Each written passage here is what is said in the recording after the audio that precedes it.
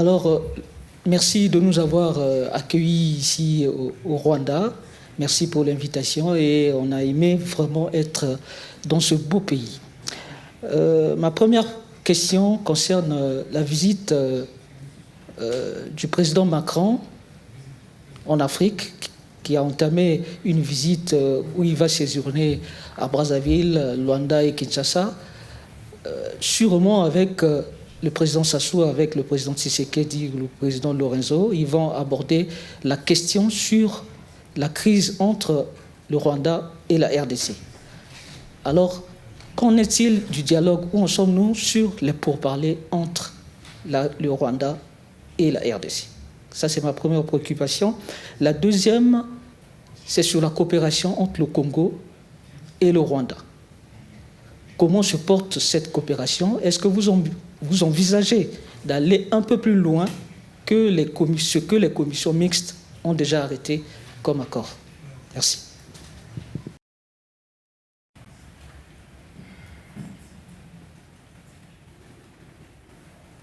Right.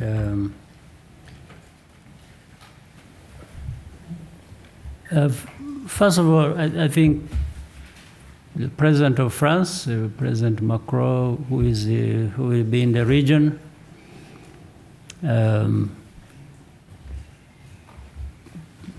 is one of a number of countries and people who have been trying to help in resolving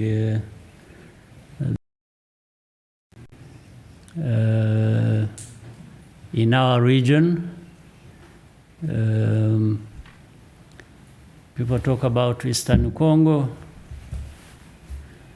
Eastern Congo is not a country on its own. It's actually Congo. I think there's nothing like, in my view, there's nothing like Eastern Congo problem. Maybe you want to be specific in a narrow sense about where, but it is actually Congo's problem. It's also a regional problem, meaning it affects even neighbors. I can't say how we are affected. Let's say if we are referring to Rwanda, you wouldn't say northern Rwanda problem, because northern Rwanda is neighboring with Eastern Congo, and the spillovers of problems mainly come to the north of our country. That doesn't make it a northern Rwanda problem. No, it makes Rwanda's problem.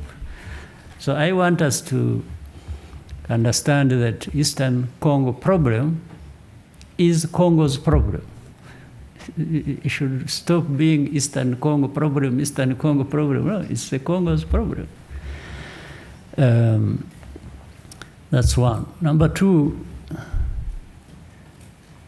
again, this problem has a very long history in terms of the cause of that. But it also has a long history of how it has been mismanaged from the beginning.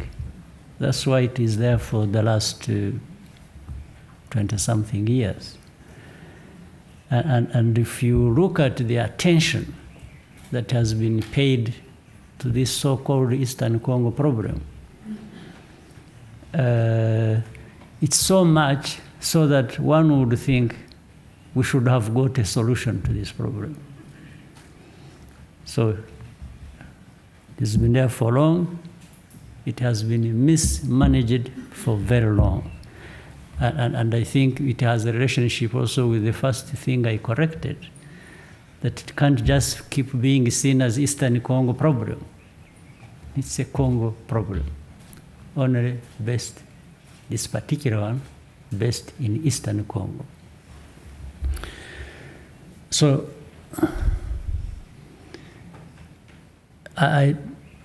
your important question, I'm not sure. People have discussed this kinds of settings. The AU summit, we discussed it. We discussed it in Kenya.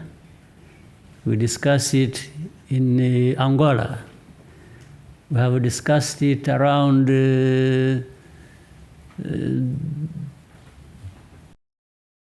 General Assembly in New York.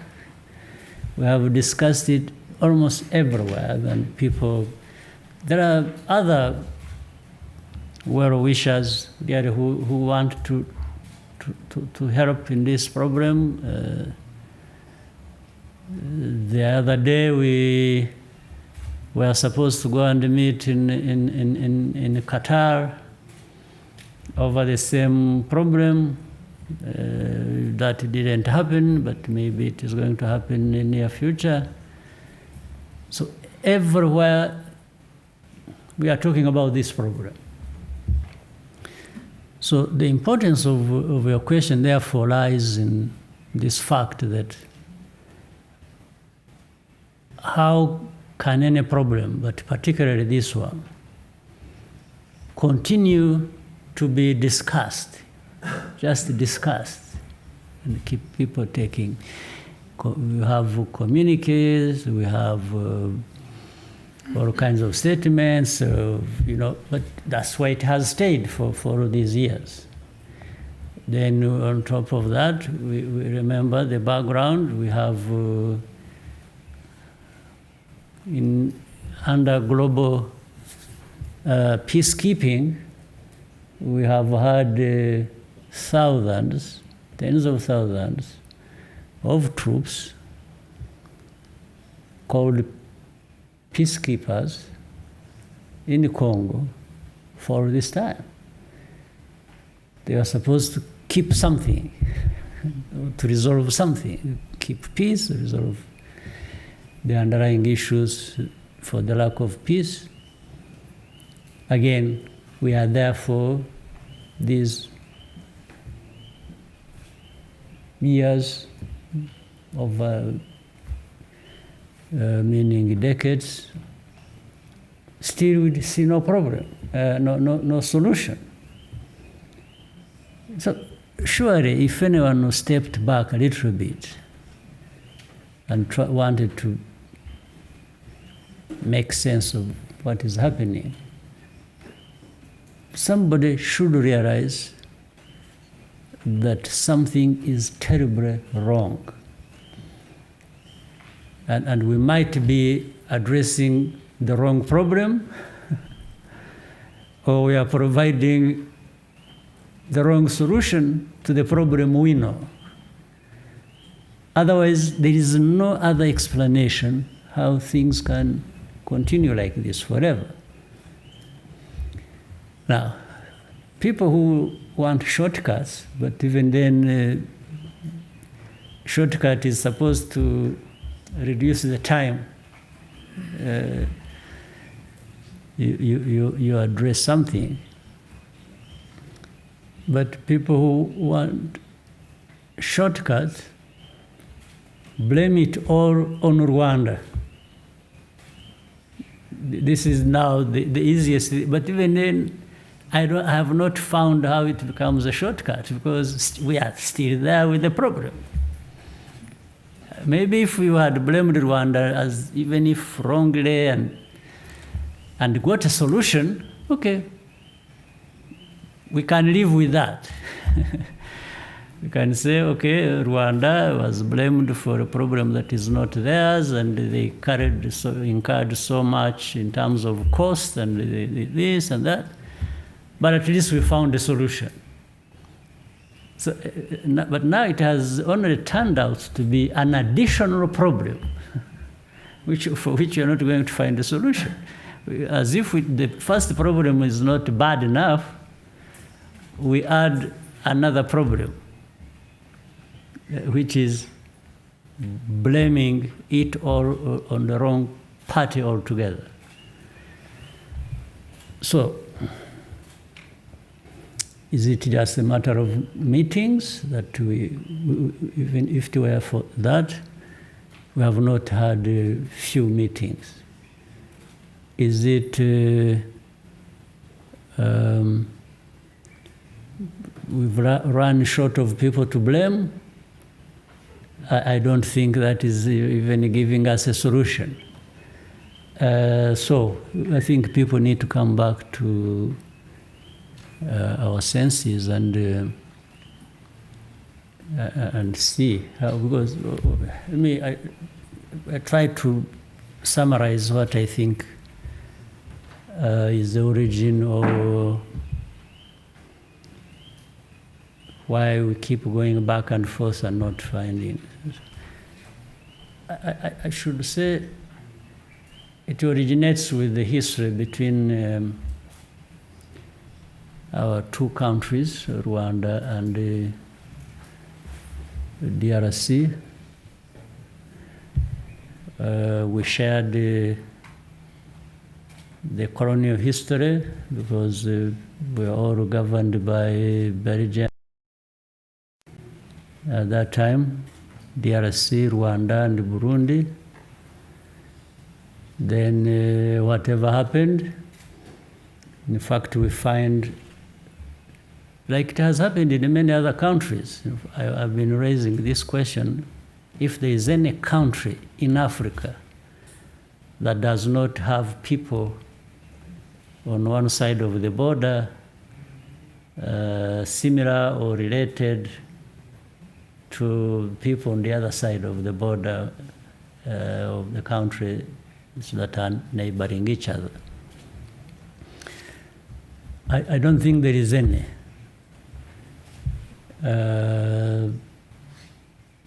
So this famous, I'm sure here, by the time we are done with this press conference, the story will be M23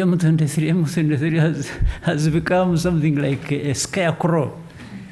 It's supposed to dramatize the story or, scare people that we have something terrible here, and that's what is. So I'm sure that's what is going to happen from here. M23 is the beginning and the end of the problem, but that's not true. The so-called M23 is a product of a lot of things mismanaged, mishandled. Starting even in those days, I talked of colonial times, how these people associated with Rwanda happened to be in Congo. If, to be honest, I probably wasn't around when it happened. That was way before I was born.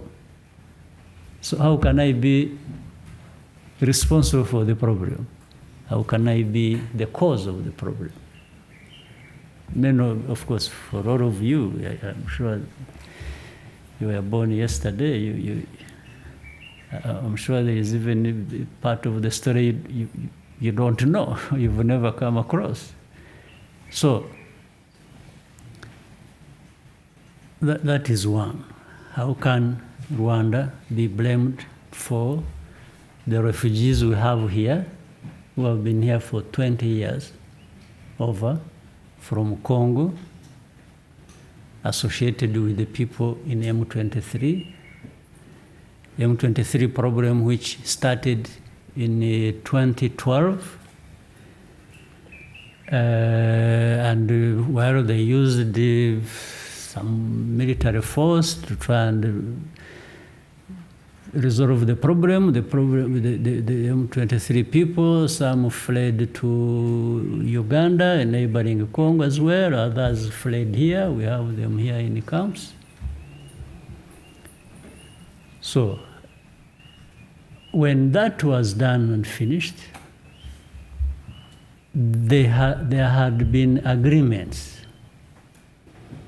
of the next steps to resolve that problem from 2012. These agreements were all reneged on until recently, when this fighting flared up, started again of the same groups but in Congo, in Eastern Congo, there are over 120 armed groups, of which M23 is only one of them. Right? So the 120 armed groups, how were they formed? Certainly, I haven't even heard even those who hate Rwanda, who tell a lot of lies about Rwanda, have not accused Rwanda of having formed those 100 and plus armed groups.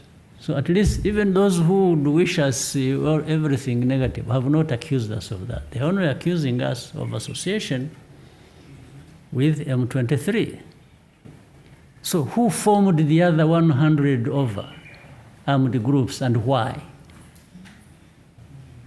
Who explains that? Why don't they talk about that or take care of that? So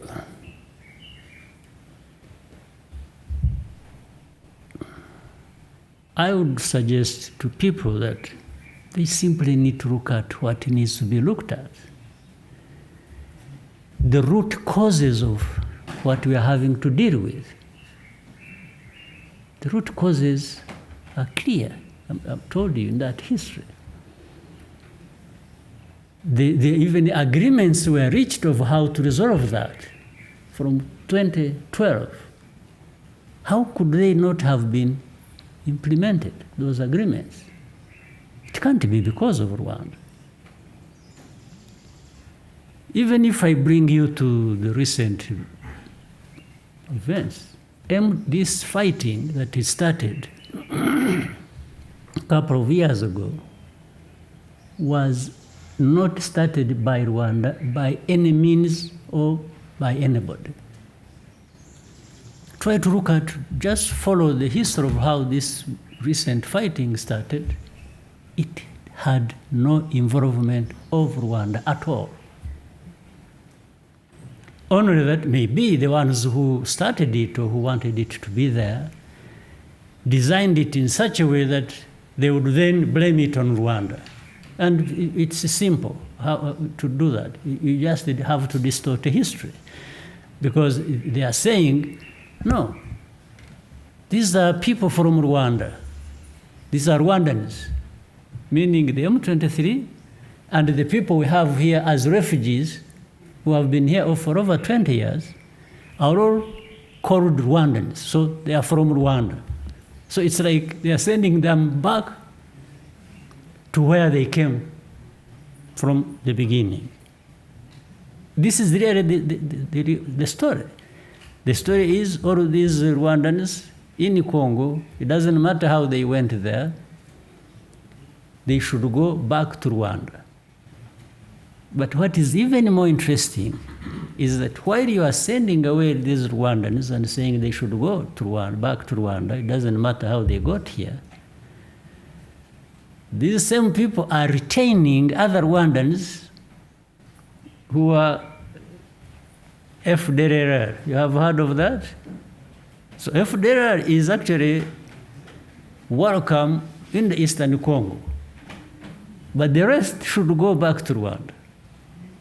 So that again tells the story. But the way they retain FDLR, the reason they do that is because they think they can build around it for so long. They have been trying to do that. A force that would come and destabilize Rwanda, and I think the president of Congo, it must have escaped. Remember when he said he's going to bring regime change in Rwanda. Of course, I didn't take that seriously. I thought it was a joke. He must have been joking, and he's allowed to make those jokes. It's okay. But it's also something that may be in the minds of some people, they wish for that. But that's a different subject. So, what is simple? Why don't we even look at those old agreements? There are many, by the way, whether they were reached by the former government under President Kabila and others that were reached by the current administration, about how to resolve this matter with these same people they are having a problem with. Even if we just started with that alone.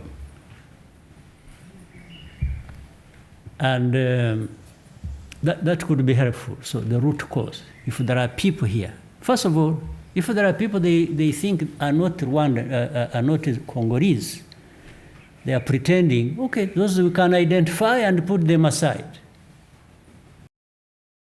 Those they will identify as actual Congolese. What is the reason for not accepting them as they should accept other Congolese? So the whole story now turns into, oh, this is an invasion from Rwanda, they want a piece of Congo. No, but before you come to that, maybe you need to answer these questions I was raising. Of course, we are very conscious of the fact that Rwanda geographically is really small. That's a fact. How it came to that, I'm not even going to talk about it. That Rwanda was dismembered and cut to pieces and left people. I'm not talking about that. I don't need to talk about that. It's not in my mind. But we are where we are. We've been where we are for so long. It's not today that we are thinking of encroaching on somebody else's territory to increase our size and so on. I mean, unless somebody really is just insulting us and thinks we are that foolish in this day and age to be investing in things that are so costly to us that we would be looking for that. I don't think so. This is just diversionary. What is clear is, let's go to the real problem. Let's go to why is this fighting? How did it start? Who started it? Why? Who are these people who are fighting? What do they want? Whether it is M23 or the other groups I told you that are up to or over 120 groups, armed groups. So the mismanagement, the bad governance, cannot just be explained away. You need, and also the rights of people. The rights of people need to be given to them. Always, it's whether it is Eastern Congo or here or anywhere, the moment you think or you have a policy of denying people their rights and persecuting them, you know that when people have nothing to lose, they will fight you. You can blame the ones who you imagine is helping them, you can do whatever you want, but I think history has shown us many things that when you tamper with people's rights for so long and think you are so powerful or have right to do that, the moment it turns on you, it might be too late for you. And then the other stories, you can see they are really looking for all kinds of excuses to run away from the real problem or root causes of that problem. Then the next time it is about minerals. Oh, Rwanda is poor, has no minerals. They are invading our country, they are fighting, supporting M23, they want to steal our minerals. Well, those minerals have been there for so long. I only wonder why they don't even benefit the Congolese, actually. Why? How about the Congolese who are not in Eastern Congo but are so far away from there? Do they really benefit from these minerals? So now you have somebody to accuse for invading your country looking for minerals. Do you know that we have some minerals here? They may be fewer than you find in Congo, but we have some minerals. In fact, the coltan which they talk about, we have a lot of coltan, and it is of a much higher quality than you would find coltan anywhere, including Congo. Try and do some research about it, people will tell you the story. It goes up to about 40, even up to 60%, where in Congo it's about 20, 30% for the content of coltan. Investigate, you will know the truth. So then gold, we have gold, you know, in the old days when we were fighting a war here, somewhere in the northern part, Chumbi, we used it to pick gold, alluvial gold from, there's a place, is it Kivuye or something? We use, Miove. It is Miove. We used to pick gold. People would be in ambush waiting for the enemy, and they find gold, and they and it's I'm not dramatizing anything. So we actually have gold, which is even on the surface in Miove. Sorry. So I mean, these are all just useless stories to divert people away from the real problem. Then you can turn around and ask MONUSCO that has been there for forever.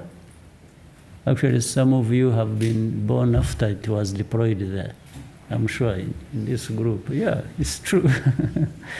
So they've been there. So what have they been doing, by the way? Why didn't they solve this problem? Why? Only to wait to turn around and blame it all on Rwanda and say Rwanda has done this.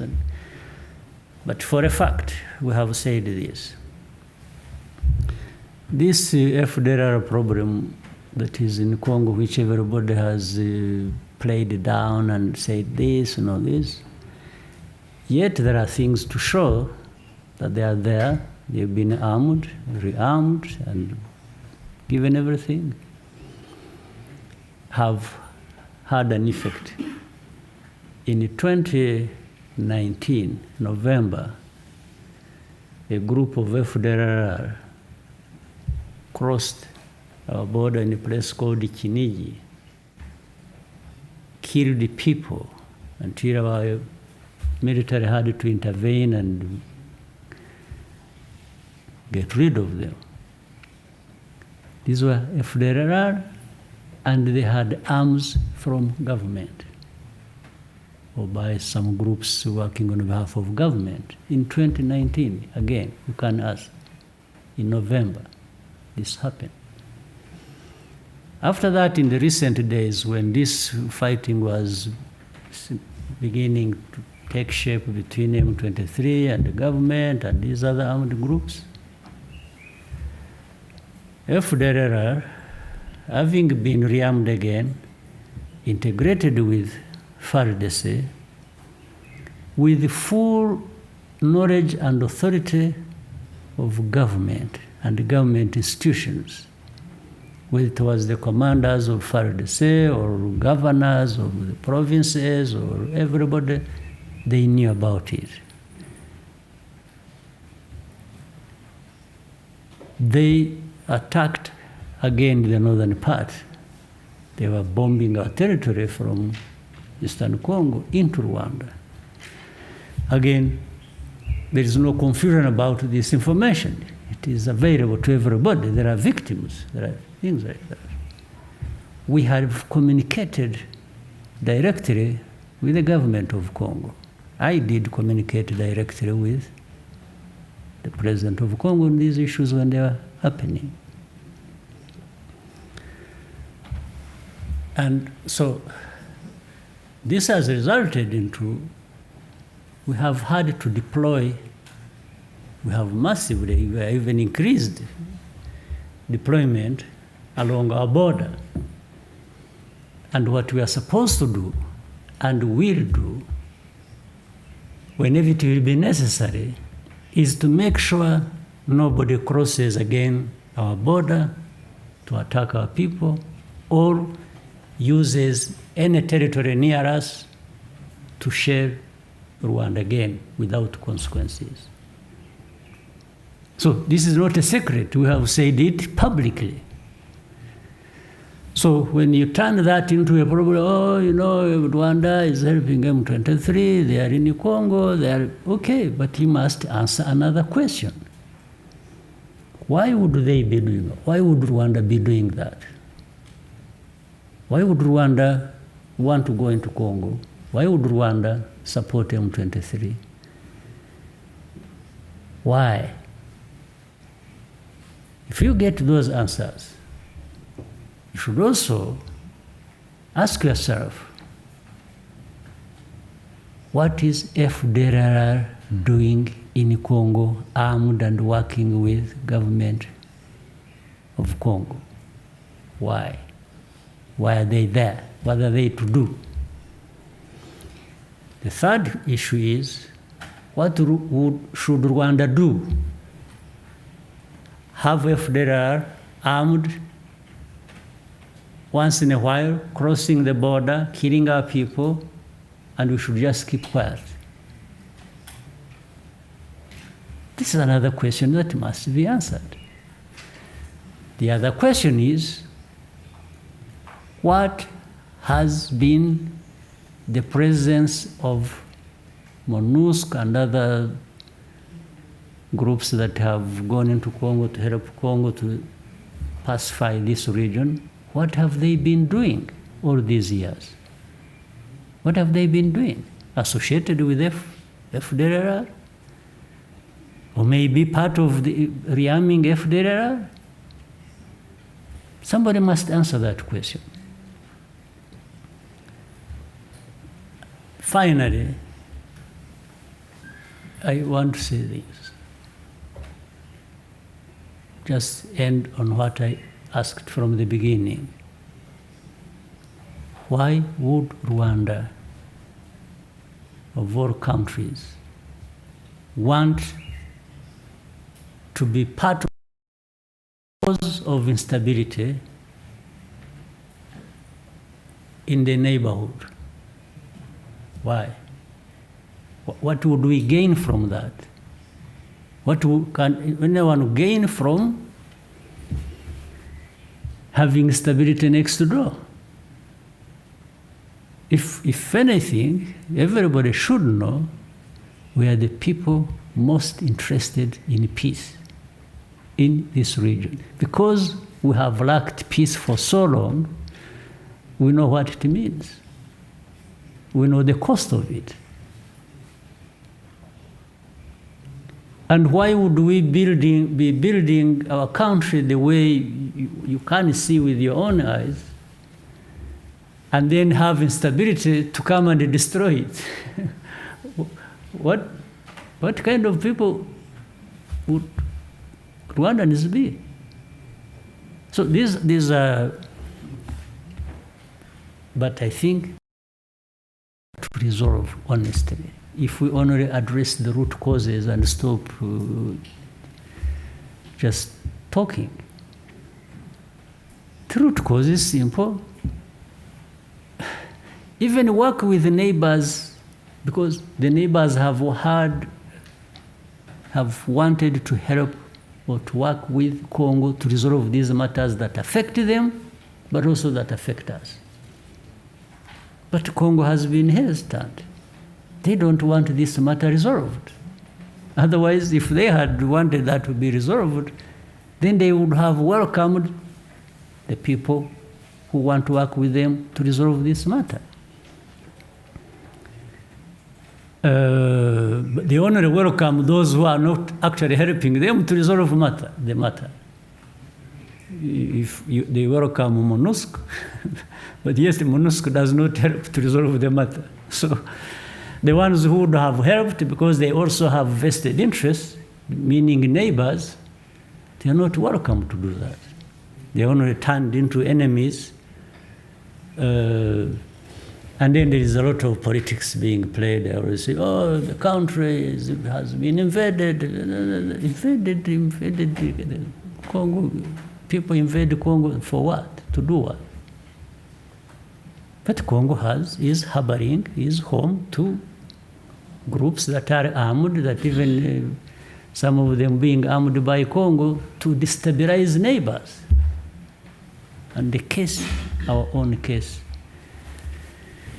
is a good example. And then the rest, the media, the human rights, the humanitarian, the UN groups, the different countries, they're just making a noise, oh, M23, M23, for a problem that has those dimensions I've been explaining to you. People are just making a joke of everything and of lives of people, millions of lives of people. So why are these refugees we are having in Rwanda there for over 20 years? Why don't they find a home? The first threat against their lives is their own government, is their own neighbors or people who they are supposed to be living side by side. So I've taken long because to explain your point, I thought to. Because people treat this matter as something they just they hope one day they can wish away, or they can use it to wish away other factors around this problem. No, you cannot solve a problem by just wanting to wish it away. That's what has happened, and that's why we are with it for over 2 decades. It's as simple as that. So can we, people, human beings, whether the actors really in the field or those who want to help, and then all of you, the media, can you even find a way you can be helpful also? Instead of just singing some nonsense. Yeah? All right? I hope, sorry for giving you more than you asked for, but